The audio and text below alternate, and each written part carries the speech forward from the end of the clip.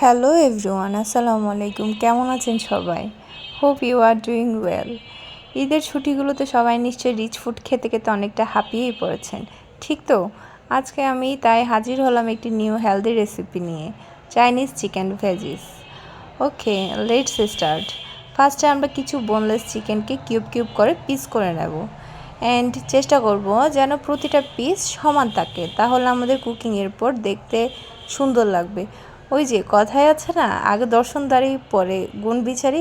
দেখতেই পাচ্ছেন আমার চিকেনগুলো কিন্তু প্রতিটাই মোটামুটি সমান করে কেটে নেওয়ার চেষ্টা করেছি, যাতে পরবর্তীতে দেখতে আমাদের কুকিংয়ের পর সুন্দর লাগে।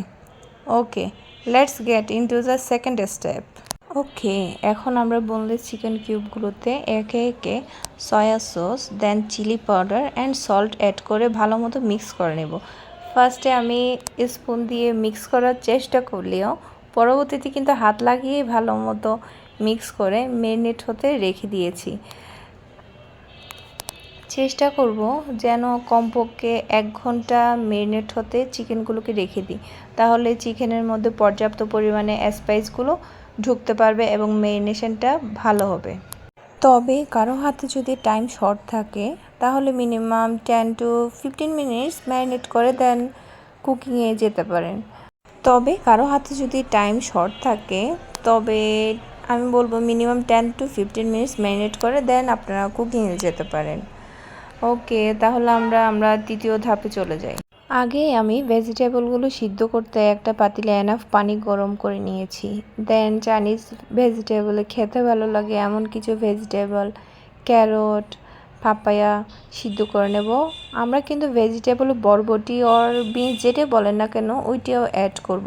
তবে বরবটি যেন ওভার বয়েল না হয়, তার জন্য একটু আলাদা পাতিলে সেটি বয়েল করে নেব। And point to be noted যে আমরা যেন খেয়াল রাখি ভেজিটেবলগুলো ওভার বয়েল না হয়। এরপর আমরা ভেজিটেবলগুলো বয়েল করার পর একটা পরিষ্কার ঝুড়িতে তুলে নিব। দেন পর্যাপ্ত পরিমাণে ঠান্ডা পানি দিয়ে পরিষ্কার করে ধুয়ে নেব যেন ভাপে ওভারকুকড হয়ে না যায়। দেন আমরা বরবটিগুলো সিদ্ধ করতে সেমভাবে পাতিলে গরম পানি সিদ্ধ করে সেখানে আমরা বরবটিগুলো ছেড়ে দিব। দেন হালকা এই যে 5 মিনিট অথবা এরই কম সময়ের মধ্যে আমরা বরবটিগুলো একটু ভাপিয়ে নেব, জাস্ট ভাপিয়ে নিব। ভাপিয়ে নিয়ে দেন সেমভাবে আমরা বরবটিগুলো সিদ্ধ পানি থেকে উঠিয়ে ঠান্ডা পানি দিয়ে ধুয়ে নিব যেন সেটিও ভাপে ওভারকুকড হয়ে না যায়।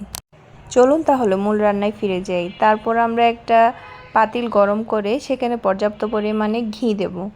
ও হ্যাঁ, যেহেতু আমরা এটাকে হেলদি রেসিপি বলেছি তাই আমরা চাচ্ছি না কোনো রকম সয়াবিন তেল ইউজ করতে, তাই আমরা তার পরিবর্তে ঘি ইউজ করেছি। আপনারা চাইলে ঘিয়ের পরিবর্তে অলিভ অয়েলই ইউজ করতে পারেন। দেন ঘি গরম হওয়ার পর সেখানে আমরা কিউব করে কেটে রাখা পেঁয়াজগুলো অ্যাড করে নিব। মনে রাখবেন চুলার হিটটা যেন একদম হাই থাকে, কেননা চাইনিজ ভেজিটেবল রান্না করতে কিন্তু হিট একদম হাইতেই থাকতে হয়। দেন আমরা একে একে আদা রসুন বাটা, দেন বয়েল করা ভেজিসগুলো অ্যাড করে হালকা একটু সটেড করে নেব। দেন আমরা অন্য একটা ফ্রাই প্যানে কিছুটা আবার ঘি অ্যাড করে আমাদের ম্যারিনেটেড করা কিউব করা চিকেনগুলো অ্যাড করে নেব। এগেইন আমরা হাই ফ্লেমে কিউব করে ম্যারিনেটেড করা চিকেনগুলো একটু এপিট ওপিট করে ভেজে দেন তুলে নিব। মনে রাখবেন চিকেনগুলো যেন আমাদের ওভারকুকড হয়ে না যায়, কারণ চিকেনগুলো কিন্তু সেকেন্ড টাইম ভেজিসের সাথে এগেইন কুক হবে। দেন আমরা সটেড করা চিকেনগুলোকে রান্না করা ভেজিসের সাথে অ্যাড করে মিক্স করে নিব যেন পর্যাপ্ত পরিমাণে সব দিকেই চিকেন সমানভাবে ডিভাইডেড হয়। দেন আর কি আমরা এখন ভেজিসের সাথে চিকেনগুলোকে মিক্স করে নেব। দেন আমাদের চাইনিজ ভেজিটেবলে একটা দেশি টুইস্ট আনার জন্য আমরা কিছুটা কিউব করে রাখা tomato and green chilli add করে ওইটাও আমরা মিক্স করে নিব। টমেটো অ্যাড করার কারণে একটা ট্যাঙ্গি ফ্লেভার অ্যাড হবে।